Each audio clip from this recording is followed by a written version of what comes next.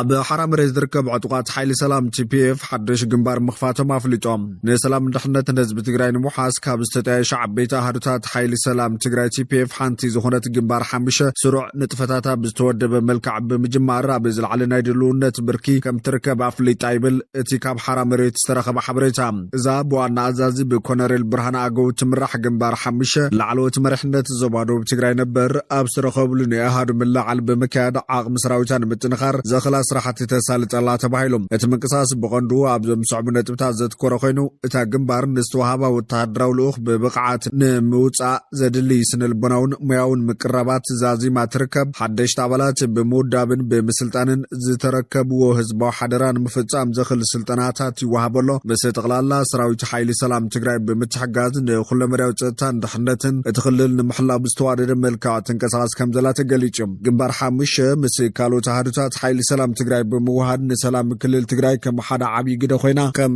ተገልግል ድማ ተሓቢሮላ ኣብ ኩናት ክልተ ዓመት አንጻር ሰራዊት ማእከላይ መንግስትን መሻርክቱን ዝተዋግኡ ሓይልታት ትግራይ ድሕሪ ስምምዕ ፕሪቶርያ ምግምም ዓጋጢምዎም ዝበዝሑ ላዕለዎት መራሕቲ ናይቶም ዕጡቃት ምስ ህወሓት ክውግኑ ከለው ሓያሉ ጀነራላት ዝርከብዎም ካልኦት ግነት ውሳነ ብምቋም ሓይልታት ሰላም ትግራይ ተባሂሉ ዝፅዋዕ ናይ ባዕሎም ዕጡቃት ጉጅለ ብምቋም ይንቀሳቐሰሎም ዘመዚ ፌደራል ህወሓት ምስ ኤርትራን ሰራዊት ሱዳንን ብምዃን አንጻር ኢትዮጵያ ይሰርሕሉ ክብል እዩ ዝኸሶም ህወሓት ብወገኖም ኣብ አዲስ አበባ ዘሎ መንግስቲ ምንጭ ናይቲ ኣብቲ ሃገር ዘሎ ዘይምርግጋ ምዃኑ ይወቕሱም እቲ እናኸፈ ዝኸይ ዘሎ ምትፍናናት ደግሲ ካልእ ዕናው ደማውን ኩናት ከየስዕብ ድማ ዓብይ ስጋት ፈጢሩ ይርከብ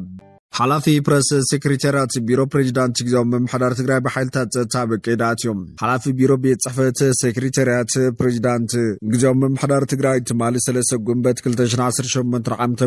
ሰዓት 2 ናይ ምሸት ብፀጥታ ሓይሊ ካብ ገዙ ከም ዝተወሰደ ተረጋጊጾላ ሓላፊ እቲ ቤት ጽሕፈት ገብሩ ካሕሳይ መእሰሪኡ ናበይ ቦታ ከም ዘሎን ዛጊድ ዝተፈለጠ ከም ዘየለ ናይ ቀረባ ቤተሰብ ይሕብሮም ዶክተር ገብሩ ኣብ ዩኒቨርሲቲ መቐለ መምህርን ተመራማርን ሙያ ጋዜጠኝነትን እንትኾኑ ብርክት ዝበሉ ጆርናል كحتم زخالة لعل عقم خمزة لوزن قرر اليوم عب FM مغلن بيرو قدات كومنيكيشنن باستفلالي حلافن دزا قلقلن تخون عبزح الساعات حلافي بيت صحفت بريجدان تقزو ممحدار تقراي مخاني في اللاتيوم زاقيد تيستتحزولو مخنياتن زلولو كنتاتن بوقعي سفلت انا قررلن دكتور قبرو كحساي بمخنيات زوجو صحفي تأثيرو تباهل دماتا قنبي تولام دكتور قبرو كحساي بمخنيات تنايود ورد اب محبرا ميديا زوجو صحف تأثيرو كمزلو مجتات حبيرم يام ميدياتات دمجانن تقراي تلفزيونن استحادق زمسل اب سلطانو كمزلو زموقوتن بريجدانت جنرال تادس ورد اب زي كربا معلتات استفتر كنتات سعيب كمتز زخل سعبين قداتن متراف اتشقر بناي تقار لزبن حبرام مرددان كفتح زغرب تعويد كم زي سمرة بتاب محبرام ميديا زوج صحف أميت نيريم تمريت إز بالأكل مازع سلاسة لتشن عصر شو من ترعم تمرت بنات تاكلات حلوات تجيرلو أبي مكب الدراشي كابين إجزام محضر تقرينا كابين أخيبا كايد ملو قبل بفيسبوك جت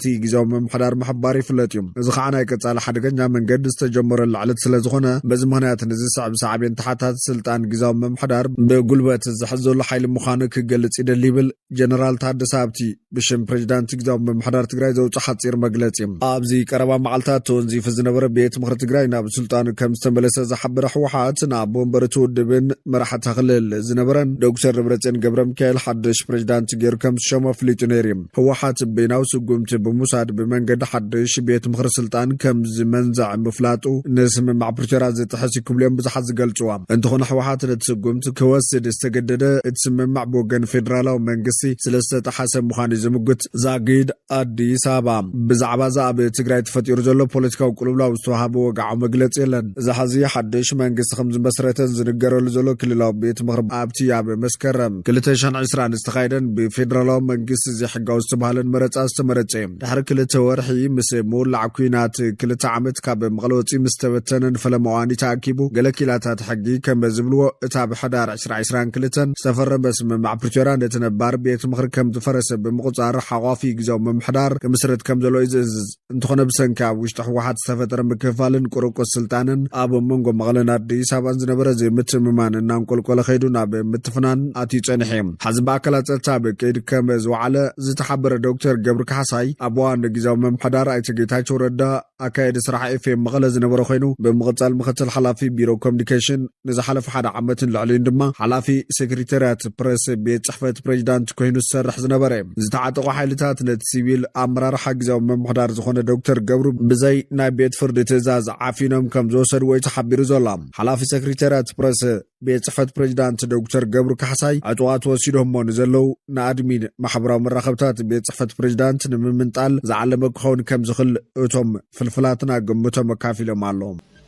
እዚ ከምዚ ኢሉ እንከሎ ድማ ፕሬዚደንት ተገይሩ ብህወሓት ዝተመረፀ ዶክተር ደብረጽዮን ገብረ ሚካኤል ኣብ ትግራይ ሓደገኛ ኣዋጅ ክፍርም ኣብ ናይ መወዳእታ ሰዓታት ከም ዝበፅሕ ተገሊጾም እቲ ቅድሚ 6 ዓመታት ድሮ ኩናትን ጳጉሜን 2012 ዓመት ምርስ ተኻይደ መረፃን ኩናት ዘሰዓበን በቲ ኩናትን ብስምምዕነት ፕሪቶሪያ ዝፈረሰን ኣብ መወዳእታ ድማ ዕድሚኡ ካብ ሕገ መንግስታዊ ገደብ ዝሓለፎ ብሓይልታት ፖለቲካ ትግራይ ሲቪልን ማሕበራት ዝተነፀገን ቤት ምክሪ ብምጽዋዕ ናብ ስልጣን ከም ዝተመለሰ ዝኣወጀ ህወሓት ንትግራይ ሙሉእ ብሙሉእ بحيل نمبركاخ يخليو استبحال عواج عداليوم نابه طريقيزو كم ز عدالوم نابه طريقيزو نفيرما كم ز عدالوم منجتاتنا غليصم زلوم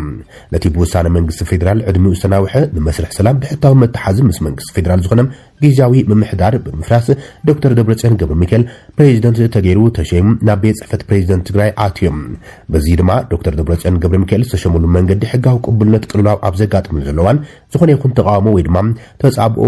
ምግባር ኣብ ትግራይ ንምእጋድ ህጹጽ ኣዋጅ እቶኦቶን ምዋጅ ግዴታታት ወጽዮም ክእወጅ ተዳልዩ ከም ዘሎም ምንጭታት ዜና ትግራይ ሆራይዘን ካብ መቐለ ገሊጾምና ዘሎም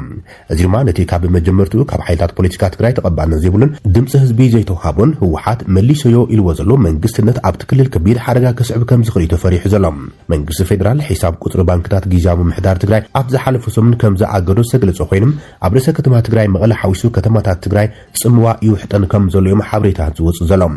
ህወሓት ነቲ ህጹጽ ኣዋጅ መዓስ ብወግዒ ክገልጾም ገና ዝተፈለጠ ነገር የለን ድማሊ ኣብ ዝርግሑ ሰሙናዊ መልእኽቲ ቤት ጽሕፈት ህወሓት እቲ ምምላስ ቤት ምኽርን መንግስትነትን ምስ ኩናት ዝራኸብ የብሉን ብምባል ንድርድር ቁርብ ክብል ይገልጹ ዘሎም እዚ ምሕጽንታ ፖለቲካዊ ድርድር ህወሓት ኣብ ውሽጢ ትግራይ ምስ ዘለዉ ሓይልታት ፖለቲካ ትግራይ ዘይኮነም ምስ መንግስቲ ፌደራል ምዃኑ ይዘመልከት ይኹን እምበር እዞም ዓበይቲ ምዕባለታት ኣብ ትግራይ እናተፈጠሩም ብወገን መንግስቲ ፌደራል ወግዓዊ ግብረ መልሲም ዛጊድ ኣይተዋሃበሉን ዘሎም ክልተ ግዜ ግን ነፈርቲ ውግእ ኢትዮጵያ ምዃኑን ዝተገለጸ ኣጀታት ናብ ርእሰ ከተማ ትግራይ መቐለ ተመላሊሰን ሻቅሎት ፈጢረን ከም ዝነበራ ዝዝከር እዮም منقسقاس هوحات حادقا طفئات تግራይ ዘቀላጥፍ ከም ዝኾነ ውድብ ሳልሳይ ወያነ ትግራይ ኣጠንቂቆም ሳልሳይ ወያነ ትግራይ ኣብ ዘርግሖ ሓድሽ መግለጺ ኣብ ትግራይ ዝተረፉም ናይ ተቃውሞ ድምጽታት ንምጥፋእ ዘንቀለም ሓይሊ ህወሓት ሓደገኛ ምንቅስቃሳት ይገብረሉ ኢሎም ህዝቢ ትግራይ ስልጣን ናይ መወዳእታ ሸቱ ብዝገበረን ዘይረዊ ህንፉፍ ናይ ስልጣን ሸውሃትን ንምምላእ ብዝተግህም ዘሎ ሓይሊ ጅሆተ ተሓይዙ ኢሳቂ ከም ዘሎም ዘገለጸ ሳወት እዚ ሓይሊ ንሕጋዊ ፖለቲካውን ሞራላውን መዳይቦታት ስልጣን ረጋጊጹም ኣብ እንግዳዕ ህዝብና ተኾይጠሎ ኢሎም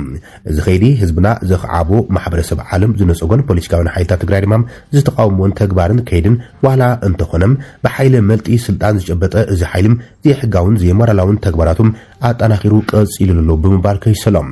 አካል እዚ ሕጋዊ ተግባራት ድማ ህልውና ብዘይብሉ ቤት ምኽሪ ዝተፈላለዩ ውሳነታት ተሕሊፉን ፕሬዚደንት መሪጹን እዩ ዝበለ ሳወት ቀጻሊ ዕማም እዚ ብጉልበት ስልጣን ዝተቆጻጸረ ሓይል ድማ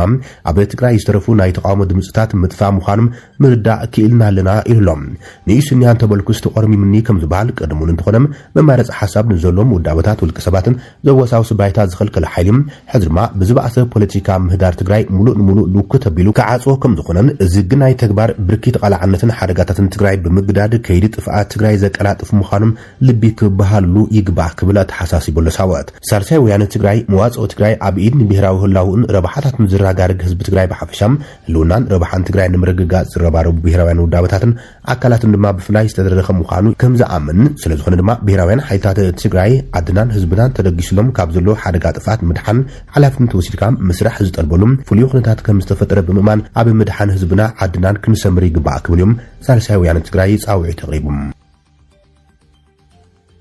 ዋሽንግተንን አዲስ አበባን ኣብ ጉዳይ ቀይሕ ባሕሪ መኺራን ኢትዮጵያን አሜሪካን ስትራቴጂካዊ ስምምዕነት ከም ዝተፈራረማ ተገሊጸሎም ኢትዮጵያን ሕብራት መንግስታት አሜሪካን ክልቲኣዊ ርክበን ንምጥንኻር ክልቲኣዊ ስርዓታዊ ዘተም ዝተሰመየ ናይ ስምምዕነት ማዕቀፍ ትማሊ ኣብ ዋሽንግተን ዲሲ ተፈራሪመን ኣሎ እቲ ስምምዕነት ብወገን ኢትዮጵያ በሚኒስትር ጉዳያት ወጻኢ ዶክተር ጌዲዮን ጢሞቴዎስ ብወገን አሜሪካ ድማ ብትሕቲ ዋና ጸሓፊ ፖለቲካዊ ጉዳያት አሊሰን ሁከሪ ተፈራሪሙ ዘሎ እዚ ሓድሽ ማዕቀፍ ኣብ ሰለስተ ቀንዲ ዓውድታት ዘተኮረ ከም ዝኾነን ቁጠባዊ ብልጽግና ንግድን ኢንቨስትመንትን ክልቲአን ሃገራት ምዕባይ ጸጥታን ድሕነትን ሓበራዊ ረብሓ ዝድግፉም ናይ ጸጥታ ምትሕባራት ምክያድ ዘባዊ ምርግጋዕ ኣብ ቀረን ኣፍሪካ ሰላምን ጸጥታን ንምስፋን ብሓባር ንምስራሕ ዝዓለመ እዮም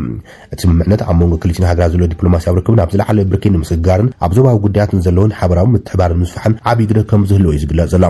ብተመሳሳሊ ዜና ሚኒስትር ጉዳያት ወጻኢ ኢትዮጵያ ጌዶን ጢሞቴዎስን ምስ ዋና ጸሓፊ ሕብራት መንግስታት ኣሜሪካ ማርኮ ሩቢዮ ብምርኻብ ነቲ ነዊሕ እዋን ዘቆፀረ ክልቲኣዊ ርክባት ኢትዮጵያን ኣሜሪካን ምጥንኻር ኣብ ሓበራዊ ረብሓ ዘሎም ጉዳያት ተዘራሪቦም ኣሎም ክልቲኦም ወገናት በቲ ዘሎ ድልዱል መሰረት ተደሪኾም ዝያዳ ሓበራዊ ርክባቶም ንምዕባይ ተሰማሚዖም ኣሎም ኢትዮጵያን ኣሜሪካን ክልቲኣዊ ምምኻር ምክያድን ድማ ብዙሓት ትኹረት ስሒበሎም ፍሉይ ልኡኽ ፕሬዚደንት ዶናልድ ትራምፕ ኣብ ጉዳያት ኣፍሪካን ዓረብን ማሳድ ብሎስ ኣብ ዋሽንግተን ዲሲ ዝተኻየደ ክልቲኣዊ ዝርብ ስዒቦም መብርሂ ይብሎም ብሚኒስትር ጉዳያት ወጻኢ ዶክተር ጌዶን ጢሞቴዎስ ዝምራሕ ልኡኽ ኢትዮጵያን ኣሜሪካን ክልቲኣዊ ቅርጻዊ ኣፍራይ ሰፊሕን ኣኼባታት ከም ዘካየዱ ዝገለጸ ብሎስ ብዛዕባ ሩባ ዓባይን ዓብዪ ግድብ ሕዳሴ ኢትዮጵያን ሃናጺ ዝርብ ኣካይድና ኣለና ኢሎም ተወሳኺ ኣብ ሱዳን ሰብኣዊ ዕርቂ ንምምችቻው ነባር ሰላም ንምርግጋጽ ዝግበር ዘሎ እግራዊ ህጻርታት ከምኡውን ንጸጥታ ዞባ ቀይሕ ባሕሪ ሓዊሱ ዞባዊ ምርግጋዕ ንምድንፋዕ ዘለና ሓበራዊ ተወፋይነት ኣበጋጊስና ኣለና ኢሎም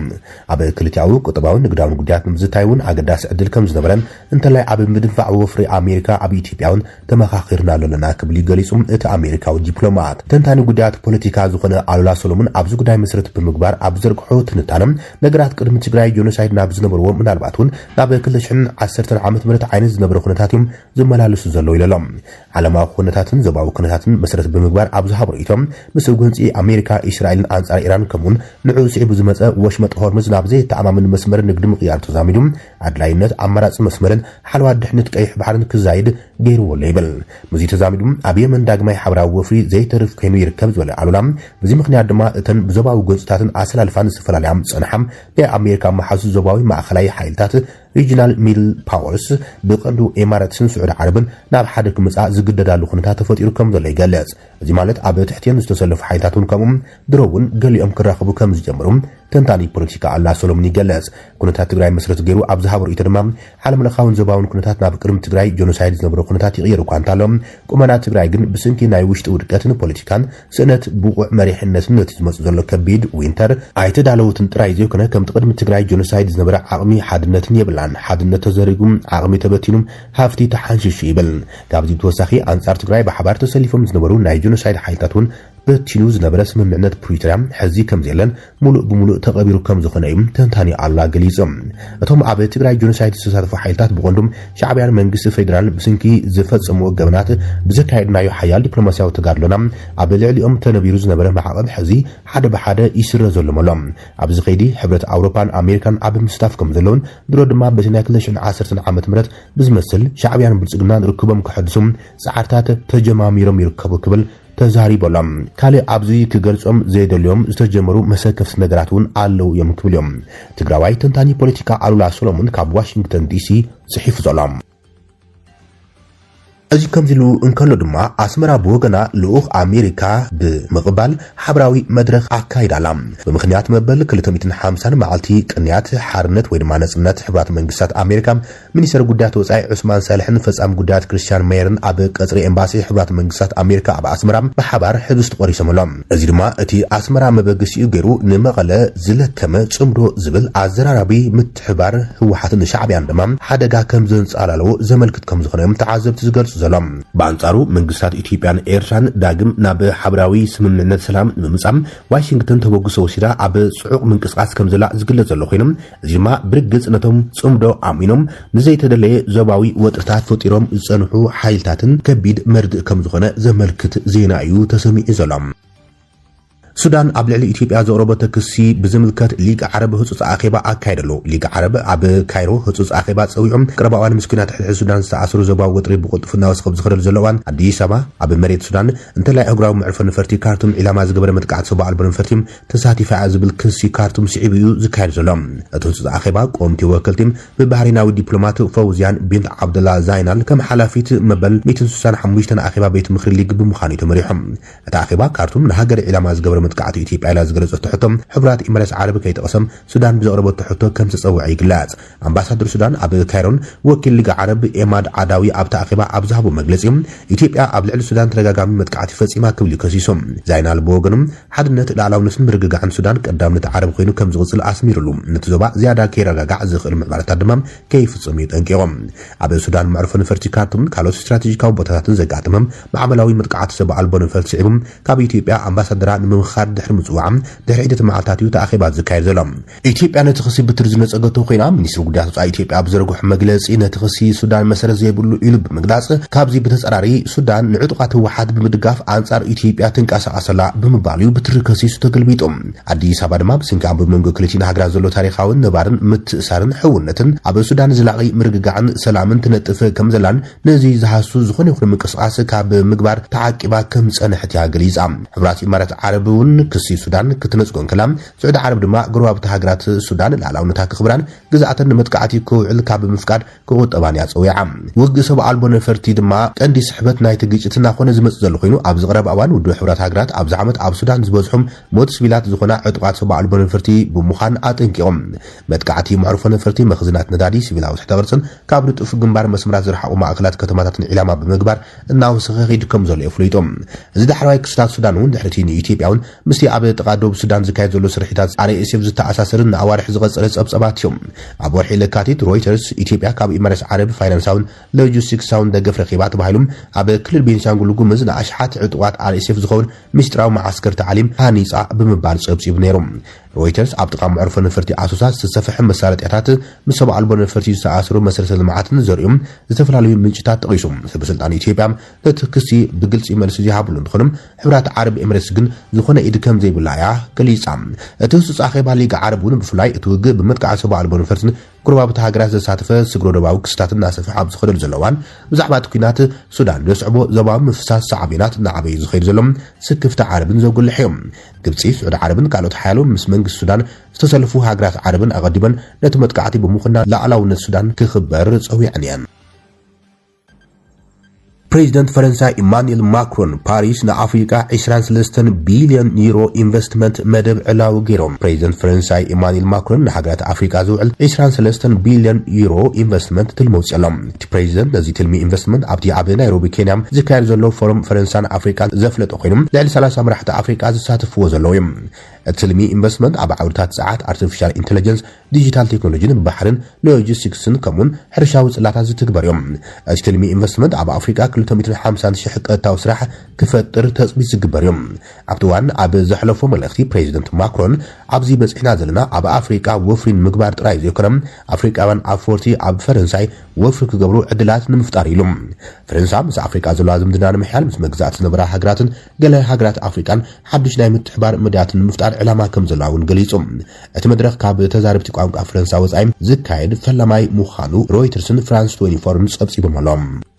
ليغا عربا بقداي سودان إثيوبيا هتصاخبا كايدوم سودان بالعلي إثيوبيا زغربو تكس بزملكت ليغا عرب هتصاخبا كم زكايد صبصا ميدل إيست مونيتور يحبر ليغا عرب سودان كاب إثيوبيا زبصحا متقعاتي زغربو تكستات نمرأي بعصرت غنبت اب كايرو هتصاخبا كايدوم بمسرت معخنا زينا قبطي اتاخبا تتصوع سودان كاب إثيوبيا علامه زغبر متقعات بصحنيلا زغلصت غداي نمزتاي زغربو تحتو مسر زغبره ابتاخبا امباسادر سودان اب كايرون وكيل أب ليغا عربن إماد عداوي سودان كاب إثيوبيا ترغاغام متقعات خمس بصح قليصم ازهتو زته سودان أديس أبا أب هجراو معروف نفرتي كارتم علامة زغبر متقعاتي سبال بنفرتي إيد الوايلا بمخصاصان أمباسادر كاب إثيوبيا من مخخار إلى دحر مصوع دحر حدة معلتات زكايد زلام منيسر قدات وصاي سودان مو إل دين سالم أب مجمرتان ايزورحي أب زهبو مجلس كارتم مس متقعاتات تاساسن مورچعات كم زلو قليص نيريم إثيوبيا نتخصنت زغاتولا منيسر قدات وصاي أدما نتخصن بسر زيبل كبل قليص والله